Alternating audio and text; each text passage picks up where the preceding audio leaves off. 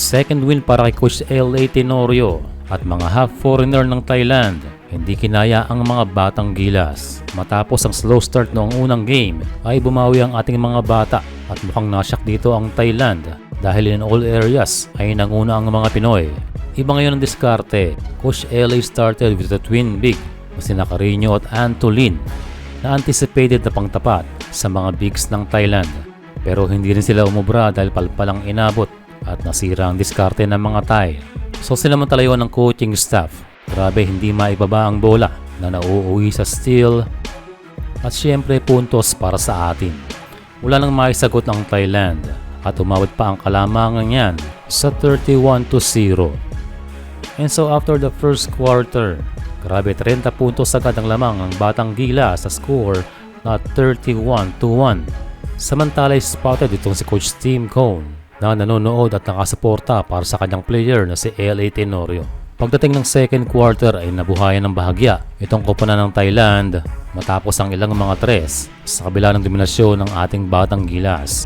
Kumana rin ang kanilang Thai foreign na si David at malaking tulong para maibaba ang kalamangan ng batang Gilas sa 27-point lead na lamang.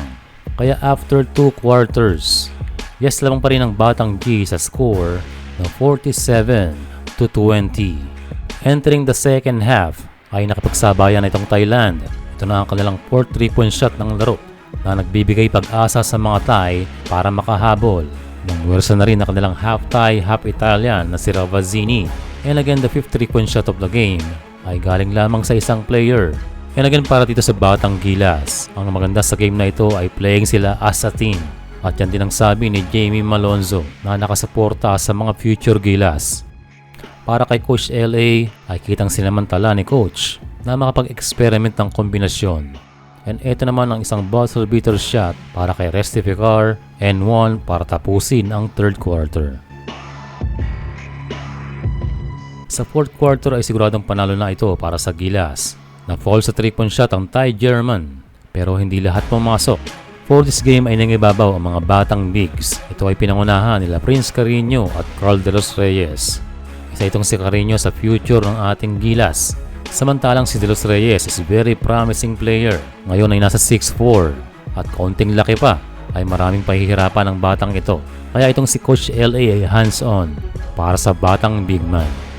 Well, so far lahat ng mga players ay nagpakita ng potential.